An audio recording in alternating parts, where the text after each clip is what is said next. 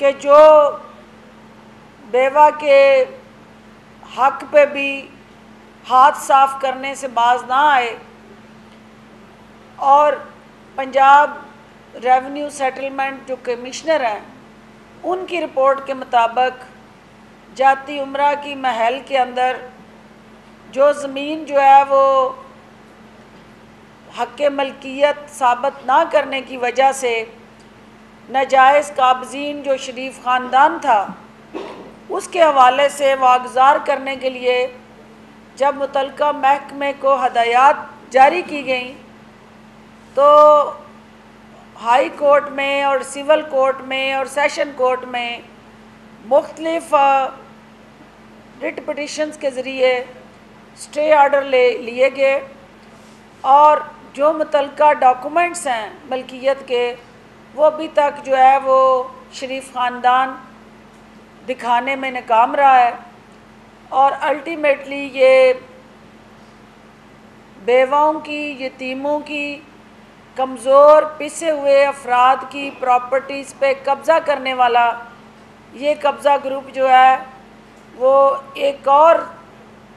इंतहाई अहम जो जगह थी उसमें बेनकाब हुआ है, क्योंकि जाती उम्रा के महल में बहुत सारे मुस्तहक़ीन की चीखें तो सुनाई देती रहीं जो अपने हक़ के लिए जिनकी ज़मीनों पे ज़बरदस्ती कब्ज़े करके मनपसंद रेट दे के वो जगह ख़रीदी गई, लेकिन बेवाओं का हक़ खा के वहाँ महल तमीर किए गए। तो इस ज़मीन के हवाले से जो ताज़ा तरीन इंकशाफात सामने आए हैं, हमें अशद ज़रूरी है कि रूल ऑफ लॉ की पासदारी का दस्त देने वाले ख़ानदान के अफराद जो हैं और स्पेशली उनके जो तर्जमान हैं वो ये बताएं कि कोर्ट से स्टे लेने की बजाय वो अपनी मलकियत के डॉक्यूमेंट्स जो हैं वो मुतल्लिका महकमों को पेश क्यों नहीं करते। तो चलें वो अदालत के अंदर कम अज़ कम वो ज़रूर पेश करें ताकि हक़ाइक़ वाज़िया हो सके और तमाम जो उनकी कारस्तानी है वो कौम के सामने आ सकें। आखिरी बात, चूँकि जो कल हमने रमज़ान बाज़ार में मीडिया के ज़रिए कुछ ऐसे अवामी इशूज़ जहाँ पे पब्लिक की शिकायत सामने आई थी, जहाँ पे चीनी की लाइनें लगा के इंतज़ामिया सुस्त रवि का शिकार दिखाई दी, वज़ीर आला उस्मान बुज़दार के नोटिस में उन रमज़ान बाज़ारों की सूरत हाल लाई गई। मुझे ये बताते हुए खुशी है कि उन्होंने एक पॉलिसी डिसीजन के तौर पे पंजाब भर में जितने भी हमारे रमज़ान और सहूलत बाज़ार हैं उनके साथ मुल्हका अलहदा से चीनी स्टॉल लगाने का हुक्म सादर किया है ताकि जो बाकी साइलिन उस बाज़ार के अंदर सस्ती ज़रूरियात अशिया ख़रीदने के लिए तशरीफ़ लाते हैं उन्हें मुश्किलात का सामना ना करना पड़े। दूसरा, उन रमज़ान बाज़ारों में जो SOPs की वायलेशन है उस पर भी उन्होंने सख्ती से नोटिस लिया है और ये रमज़ान बाज़ार जो है हम किसी सूरत भी कोरोना फैलाने का ज़रिया नहीं बनने देंगे और कोरोना के बचाव के लिए जितनी भी हिफाजती तदाबीर हुकूमत ने वाज़ा की हैं ज़िले इंतज़ामिया को उन पे हर हाल में अमल कराना है और अगर कोई इंतज़ामी ऑफ़िसर जो है वो अमल दरामद कराने में नाकाम रहा तो कानून उनके ख़िलाफ़ भी हरकत में आएगा, क्योंकि सरकारी सरपरस्ती में इंतज़ामिया की मौजूदगी में अगर SOPs वायलेट होते हैं तो अवाम को उससे हलाशरी मिलती है। अवाम ये महसूस करते हैं कि शायद कानून जो है वो कमज़ोर है और उसका अदराक उन पे नहीं हो सकता, क्योंकि सरकारी अफसरान की मौजूदगी में होने वाली वायलेशन जो है उस लिहाज से ज़्यादा अफसोसनाक है, क्योंकि कानून के पासदान और पासदारान जो है उन्होंने कानून को हर हाल में मौसर बनाना है और तक़वियत देनी है। और मैं मीडिया से भी ये गुजारिश करूँगी कि जो रमज़ान बाज़ारों में आवाम का हजूम है, और जो मैं देख रही थी कि मीडिया के अंदर कुछ निशानदेही हुई, हम मीडिया की आंख से जहाँ निशानदेही हो रही है, एक सेल जो है वो बना दिया है कि इन रमज़ान बाज़ारों में जो आपकी शिकायत है, जहाँ कहीं उन ज़रूरियाती अशिया का फुकदान है और रसद जो है वो स्लो है, सप्लाई चेन प्रॉपर नहीं है, तो जो सहूलत अथॉरिटी बनाई गई है उसको वो कंप्लेंट लॉन्च की जाए, और ताकि बर वक्त मौके पे मुतलका सहूलत बाज़ार और रमज़ान बाज़ार के हवाले से हुकूमत जो है तरजीहात तय करे। आपका बहुत बहुत शुक्रिया। अच्छा डॉक्टर साहब ये बताइएगा कि आप जिस तरह शरीफ फैमिली की रिहाइशगाह की जिस ज़मीन का 127 कनाल का जिक्र कर रही हैं, दो नहीं एक पाकिस्तान का नारा था 2.5 साल तक, क्या हुकूमत को पता ही नहीं था कि इस तरह सरकारी ज़मीन अगर है और वो शरीफ ख़ानदान के ज़ेर कब्ज़ा है, या फिर जब पता चला तो मुतलका अफसरान ने पहले उनको बताया था कि वो जाके कोर्ट से स्टे ले सकें और हुकूमत इस पर कोई कार्रवाई ना कर सके? क्या हुकूमत इस बारे में लाइम थी या अफसरान ने जानबूझ के अंधेरे में रखा, और ऐसे अफसरान के खिलाफ कोई कार्रवाई का इंतजार थे? देखिए, बात यह है कि इसमें तो किसी को कोई शक नहीं है कि PMLN की और शाही ख़ानदान की बाकियात जो हैं वो हर जगह हुकूमती स्ट्रक्चर में इस वक्त हिस्सेदार हैं, और उन बाकियात का जो रोल है वो शाह से ज़्यादा शाह की वफ़ादारी का है, और इस तरह की बेशुमार वाक़यात हैं जिसमें हक़ाइक़ जो हैं वो छुपाए जाते हैं, लेकिन जो वज़ीर आज़म इमरान ख़ान का अज़म है, वज़ीर आला उस्मान बुज़दार की कमिटमेंट है, उसकी रोशनी में देर होती है, लेकिन अल्टीमेटली वो छुप नहीं सकती चीज़ें, बेनकाब हो जाती हैं, लेकिन देर से होती हैं।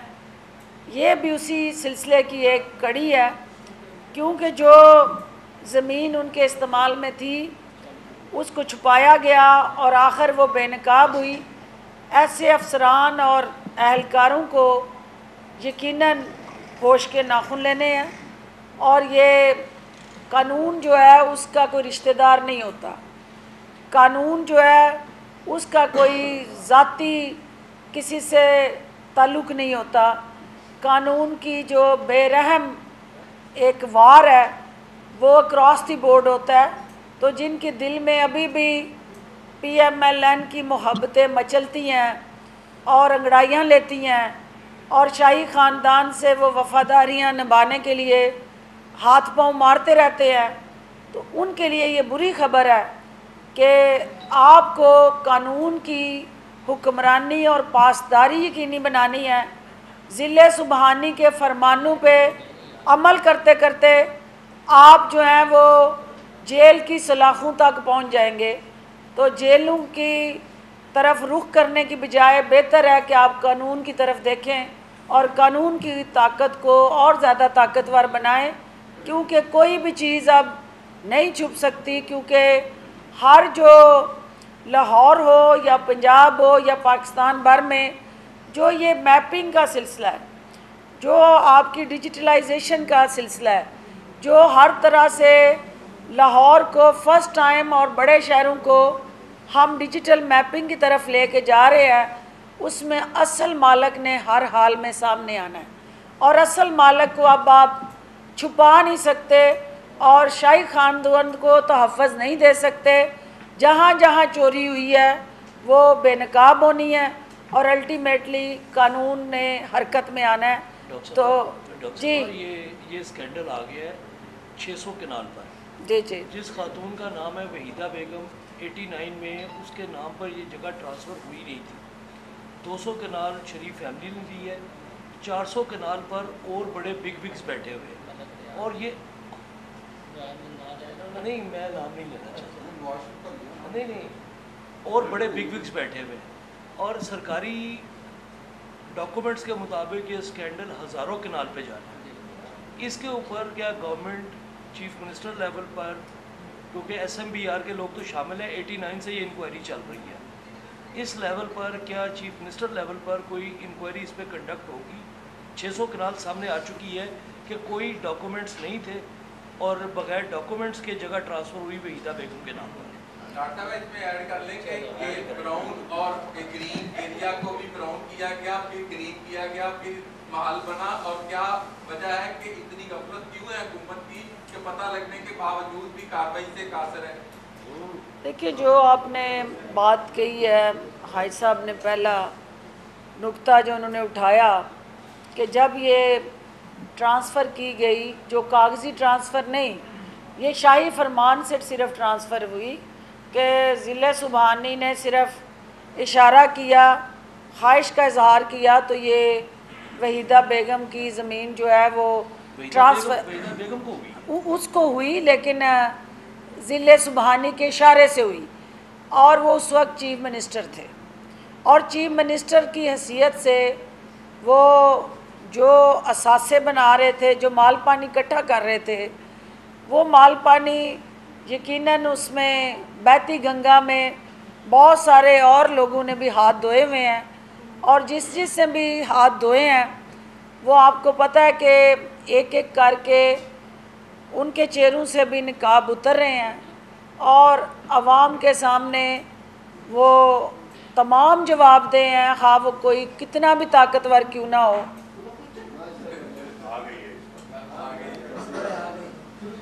तो मैं जो राने वहीद की फरियाद और ख्वाहिश है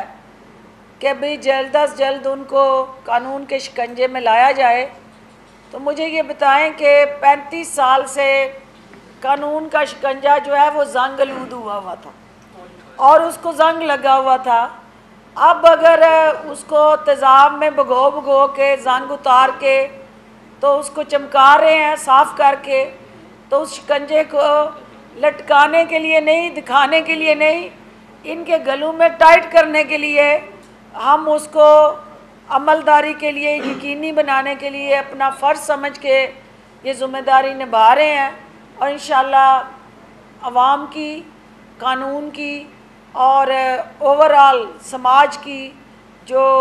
सोच है उसके मुताबिक, मीडिया की सोच के मुताबिक हुकूमत सुरखरू होगी। आखिरी सवाल है क्योंकि पीएम का टैक्स माहौल है बहुत ज़्यादा। जी जी लाइटर नोट इन लाइटर में सुने आप पकौड़े और दही बल्ले बहुत अच्छे बनाती हैं, तो रमज़ान के महीने में मरियम नवाज़ और कनीज़ों को कोई दावत देंगी रमज़ान की, अपने गाँव आएँ और उनको अपने हाथों से अफ्तारी करवाएँ तैयार करके, समोसे पकौड़े दही बल्ले? पहली बात तो ये है कि डॉक्टर होते हुए मैं सबसे पहले पकौड़े और समोसे जो हैं उसको खाने के हवाले से लेक्चर दूंगी कि ये नुकसानदेह है, और ख़ास तौर पे रोज़ादारों के लिए। और दूसरी बात जो है वो मैं अपने भाई जो सहाफ़ी हजरात हैं और मेरी बहनें भी हैं, उनके लिए अफ्तारी का बंदोबस्त ज़रूर करूँगी, और उसमें जो है वो कनीज़ों को आने की इजाज़त नहीं होगी, क्योंकि आप जैसे वर्कर शाही ख़ानदान के साथ बैठे वैसे ही अच्छे नहीं लगते, तो लिहाजा शाही ख़ानदान और आवाम जो है उनका हमेशा एक डिस्टेंस रहता है, और उस डिस्टेंस को यकीनी बनाना हमारी मजबूरी होगी। यह सब आखिरी है क्योंकि फिर